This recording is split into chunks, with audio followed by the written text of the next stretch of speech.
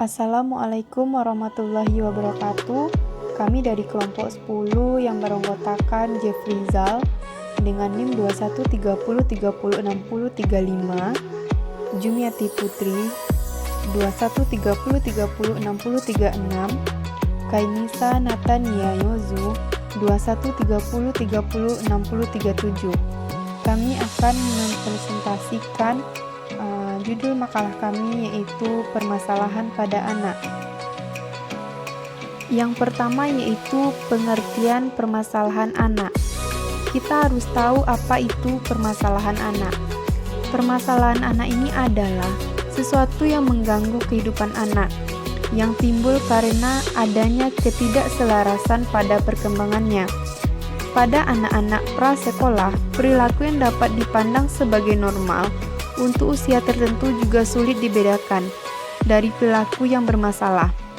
Perilaku bermasalah mungkin digunakan untuk mengidentifikasikan membesarnya frekuensi atau intensitas perilaku tertentu, sampai pada tingkatan yang mengkhawatirkan.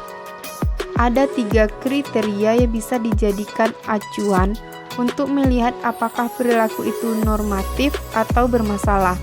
Yang pertama yaitu kriteria statistik rata-rata, kriteria sosial, dan kriteria penyesuaian diri.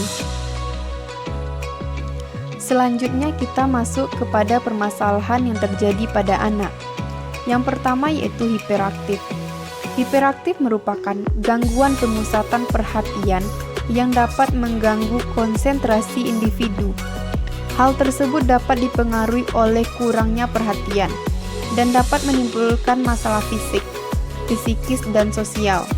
Masalah fisik dapat berupa ketidakmampuan anak untuk mengontrol diri dan berakibat menyakiti diri sendiri, seperti memukul kepala dan membenturkan ke benda lain.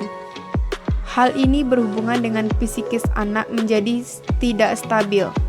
Akibatnya, lingkungan sekitar menjauhi dan melihatnya sebagai anak yang aneh. Berikutnya yaitu cara mendidik anak hiperaktif di sekolah. Yang pertama yaitu kita harus memahami anak dan posisikan tempat duduk anak hiperaktif di depan. Menarik perhatiannya dengan bermain, diskusi kelompok, latih kedisiplinan, ajak bicara anak, memberikan hadiah. Yang paling penting yaitu hindari membanding-bandingkan anak. Faktor penyebab anak hiperaktif. Banyak sekali faktor yang mempengaruhi anak menjadi hiperaktif. Yang pertama yaitu faktor psikologis, yang kedua yaitu faktor pemanjaan.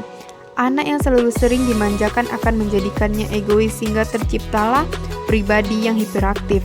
Yang ketiga yaitu faktor kurangnya disiplin dan pengawasan. Anak yang kurang kasih sayang juga akan menjadi anak hiperaktif. Yang keempat itu faktor orientasi kesenangan. Anak yang terlalu banyak diberi kesenangan akan selalu meminta kesenangan.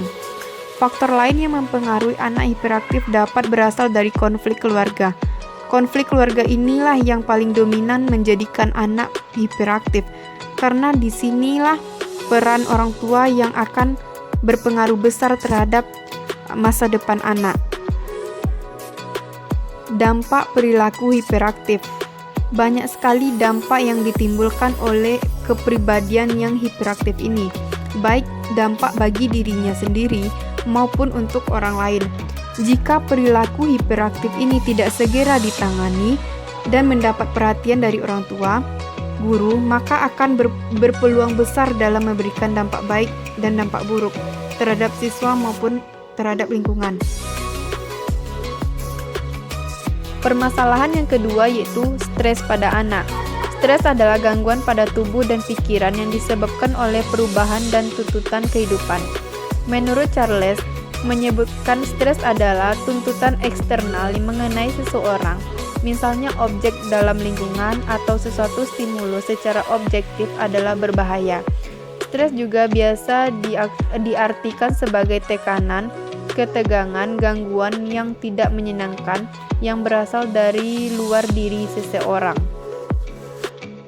Faktor yang menyebabkan stres pada anak yaitu aktivitas terlalu padat, paparan konten dewasa seperti konten pornografi, film-film dewasa, kurangnya tidur, intimidasi, penyakit tertentu, dan perceraian orang tua.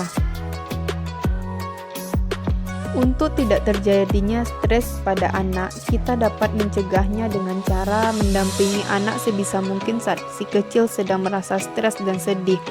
Cobalah untuk mendampinginya dan berikan dukungan. Hal ini bisa membuatnya kembali semangat, merasa lebih tenang dan mampu menghadapi masalahnya dengan lebih baik. Stres pada anak penting untuk segera dikenali dan diatasi. Jika dibiarkan berkepanjangan, stres bisa menumpuk dan membuat anak berisiko mengalami masalah psikologis tertentu, mulai dari gangguan cemas, depresi, hingga perilaku menyakiti diri sendiri, atau bahkan bunuh diri. Jika si kecil mengalami berbagai hal yang membuatnya stres atau stres yang dialaminya cukup berat, sehingga ia sulit belajar untuk beraktivitas, cobalah untuk mengajaknya berkonsultasi dengan psikolog.